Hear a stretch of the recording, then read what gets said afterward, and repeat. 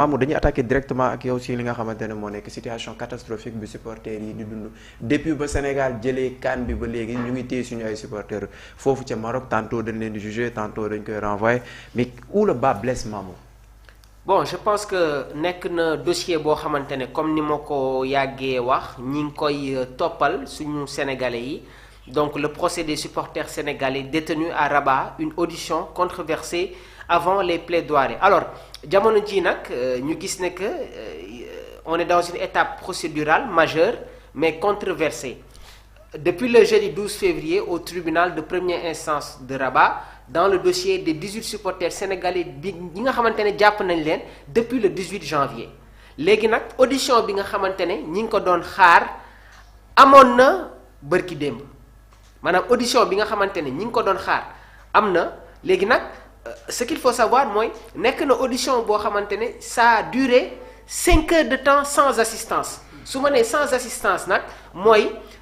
tey jii nii les supporters sénégalais yi nga xamante ne moom la ñu jàpp quasiment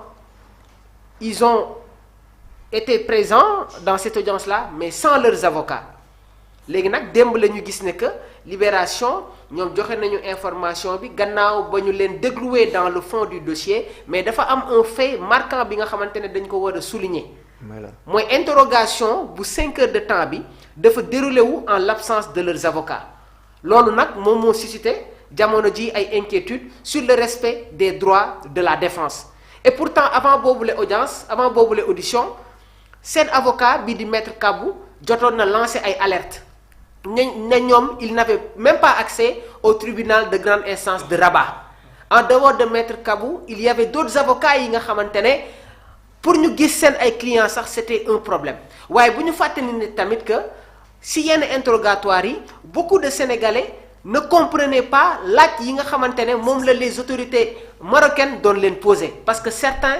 ne comprennent que le wolof dégguñu woon li nga xamante ne moom mooy français léegi nag beneen mbir bi mooy la grève des avocats marocains dafa paralyser woon li nga xamante ne moom mooy ay audience donc ci boobu la grève nag gis nañu ne que jeex na le 12 février donc tribunal bi décision bi nga xamante ne jël nañ ko jamono ji mooy fixé nañu la prochaine étape les plaidoiries au jeudi 19 février léegi nag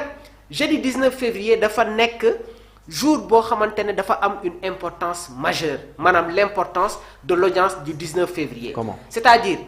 audience boobu dafay constituer li nga xamante ne moom mooy le véritable tournant du procès pour la première fois depuis le début de la procédure les avocats dinañu mën a présenter li nga xamante ne moom mooy seen argument waaye tamit contester les charges yi nga xamante ne teg nañ ko maanaam les charges qui pèsent sur leurs clients su ma waxee clients yi nag mooy les 18 sénégalais yi nga xamante ne tey jii nii amaana ñoom la ñu jàpp foofu ca Maroc depuis le 19 janvier ma bamtuwaat ko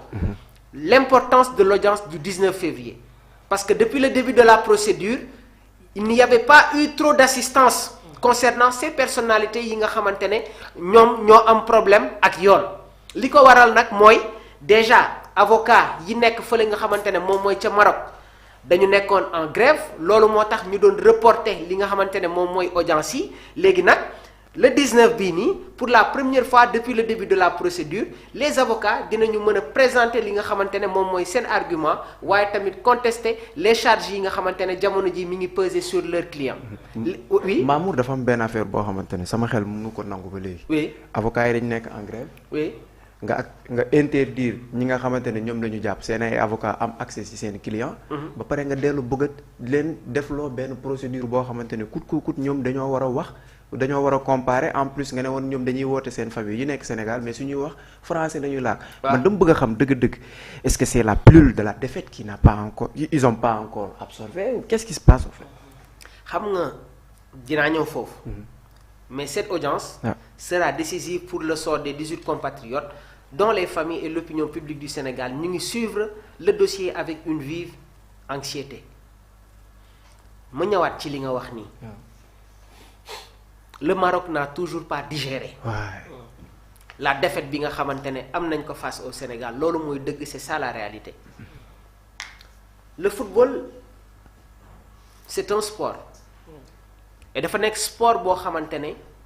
dafa am des éléments d'accompagnement football dafa am lu bari loo xamante ne dañ ko ci tere muy le racisme la violence,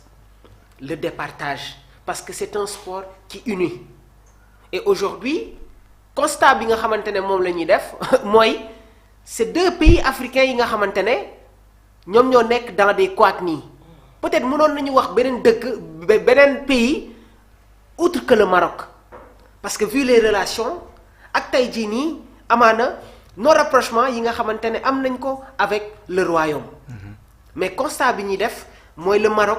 n'arrive toujours pas à digérer cette Coupe d'Afrique bi nga xamante ne ñoom jàppoon nañ ne que ñoom ñoo ko moom mais le football a une réalité dans cette finale le Sénégal a dominé de bout en bout bi les rencontres dans les 45 premières minutes les statistiques sont là bi ñu demee dans la deuxième période statistiques yaa ngi nii bi ñu demee dans les prolongations Pape Thiaw a su encore une fois à la perfection montrer à Walid Regragui que yéen li ngeen foogoon ak li am bokkul le Sénégal est supérieur à cette équipe marocaine là li may wax nii nag c'est pas parce que je suis sénégalais mais au fait en termes de productivité de richesse tactique bi nga xamante ne moom la ñu suñu coach wan mais vraiment il était exceptionnel léegi nag je pense que au moment où la FIFA dañu génnee seen loxo sur les décisions yi nga xamante ne waroon na jóge au niveau de la confédération africaine de football foofu la mbir bi waroon frankulaaye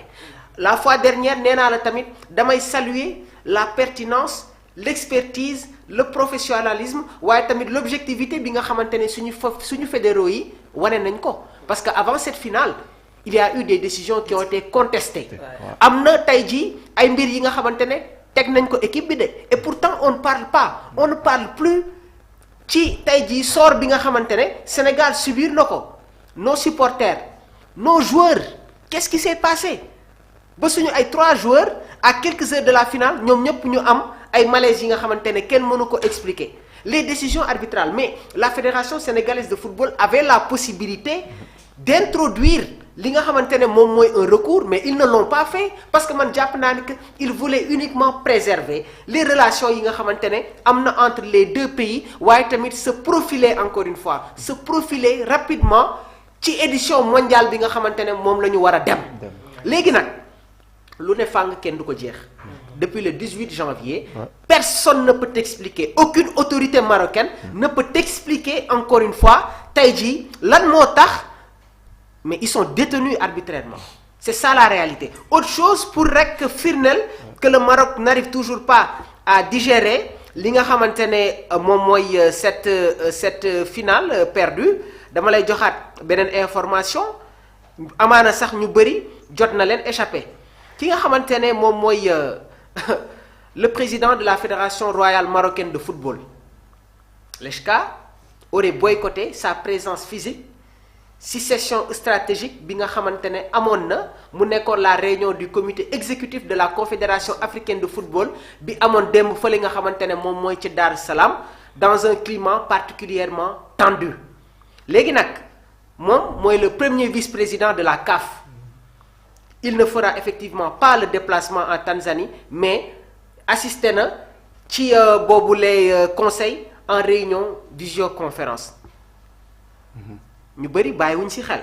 cette décision nag dafay intervenir dans un contexte marqué par des désaccords autour de certains dossiers sensibles. Parmi les raisons évoquées figurent les critiques liées aux sanctions jugées trop clémentes à l'issue de la finale de la dernière Coupe d'Afrique des Nations face au Sénégal. Donc lui déjà, il n'était pas d'accord sur les sanctions yi nga xamante ne la Confédération africaine de football CAF jël nañ ko teg ko ci kaw Sénégal. Loolu moo tax bu ñu fàtte ne que le Maroc est en train de contester les décisions et pourtant il est le premier vice-président. Nekk aussi le président de la Fédération royale marocaine de football. Donc Djibi, tous ces éléments là suñ ko dajalee c'est une situation boo xamante ne elle est anormale. Mais nag am na fu mbir bi di toll. Nos autorités nañu jël seen ay responsabilités. Parce que nag boobu ba tey maa ngi xaar communiqué bi nga xamante ne jóge na au niveau de la Fédération sénégalaise de football maa ngi xaar tamit sortie yi nga xamante ne nos autorités étatiques war nañ ko amal jamono ji pour rek rassurer xamuñu nag exactement ndax les familles des concernés ñi ngi déggante ak ñoom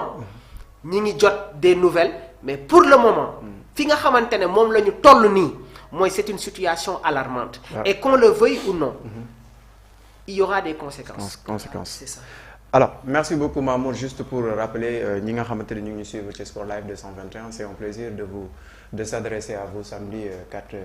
14 février, mais juste pour rappeler les États ay intérêt la ñuy défendre mais dama bëgg nga wax ma qu'est-ce qui se passe réellement Badou, pourquoi l'État du Sénégal n'a pas su prendre les devants, voilà qu'est-ce qui se passe réellement en termes de diplomatie ba relation bi dox entre Sénégal ak Maroc n'est pas aussi bénéfique pour ñu mën a rapatrier suñu ay naataango. Bon ok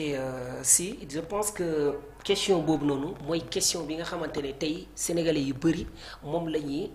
laajte seen bopp wala di xool fan lañ mën a amee des réponses yoo xamante ne yu mën a éclaircir les gens sur li nga xamante ne moo nekk di xew au niveau de Maroc. Parce que tey parce que quand l'information bi nga xamante ne am nañ ko que la CAN va s'organiser au Maroc pourtant sénégalais yu bëri kontaan nañ parce que Sénégal Maroc ay xarit lañ il y avait même dans les commentaires des personnes qui disent que kañ nga mës a dégg naar di xaritoo ak beneen nit mais je pense que ci côté diplomatie gis nañ ko waaw mais bu fekkente ne c'est pas aussi trop palpable mais le Maroc comme Mamour l'a si bien dit am na benn waa ji bu ko wax fii sànq léegi c'est Galan Ndiaye nee ne Mamour ce qui me concerne je pense que l'État a trop été pacifique vis-à-vis des autorités marocaines. waaw Passivité. Si parce que. muy le premier ministre Ousmane Sonko. Ouais. La ministre des Sports. Le président de la Fédération sénégalaise de football. Dans leur discours. dañuy jéem a. apaiser dal. parce que en un moment donné man mii j'ai été rectifié. parce que am na noo xamante ne mënoon naa ko waxee rek. ñi may seetaan mënoon nañ ma topp si cette logique de négativité maanaam au fait il faut beaucoup faire attention mais nag depuis le 18 janvier quand même c'est trop quand même quand même voilà. Et aujourd'hui si on avait respecté les droits de nos frères qui sont retenus là-bas il y aurait pas de problème mais sur les auditions yow ngay waxal nit ki xamoo li muy wax léegi yow soo ko mayee sax muy wax ak famille moom da nga koy insister. làkk bu mu war a da nga koy pousser ne ko waxal français alors que koo comprendre le français et puis dans cette affaire on refuse aux avocats d'exercer leur rôle mais c'est catastrophique cette situation-là et je suis vraiment désolé mais au fait quand tu t'exprimes à la fin da ngay waxee ak sa xol moo tax mbir bi en fait non mais c'est vrai parce que c'est pas aussi neexul te dégg parce que je me rappelle quand Ousmane Sonko bu mu defee déplacement dem ba Maroc ba gars yi foule bi ko accueillir ñu bëri amoon nañ espoir ne Sonko nu mu demee nii c'est vrai du jour bu may ñibbisi le supporter bi di ñëw mais ñibbisi Sonko bi ak le retour des supporters warta sori vous avez compris parce que espoir bu ñu am ak discours bu mu joxe mais je vois que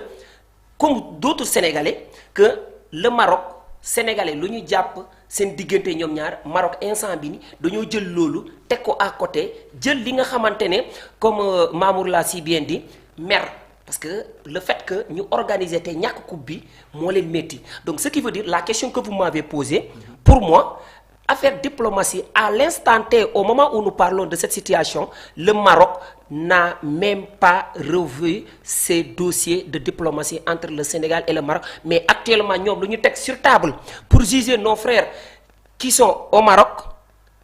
damaa jàpp ne dañ koy def ci comme Olof Ndiaye ni mu koy waxee faju mer waaw comme ñàkk nañ coupe bi mais yéen tamit vous allez payer les pots cassés parce que tey boo xoolee ces Sénégalais là du fii Sénégal lañ toog Marocains yi fekk si leen ñu xeex de dañoo def déplacement parce que comme kii wuykat bi nu mu ko tuddee ça cette congolaise là nee na yóbbuñu suñu valise yi Maroc pour promenade wala touriste mais mission lañ fa dem donc ñoom mission boobu noonu lañ doon protéger ba lii dal leen donc ce qui veut dire ki nga xamante ne mooy le ministre des sports président fédération bi man je pense que bu ñu waxtaanee ak marocains yi ñi jàpp ne tey ñun ay xarit lañ mën nañ trouver benn terrain d'entente parce que keroog jot nañu waxtaan ci loolu parce que yow imaginez toi aujourd'hui nit ki ngay juger wala ki nga bëgg a atte wala ki nga bëgg a laaj ndax réellement lañ lay tuumal parce que ak pour le moment c'est des accusations on va les appeler les accusés. On vous a accusé de ceci et cela tant que defuñu procès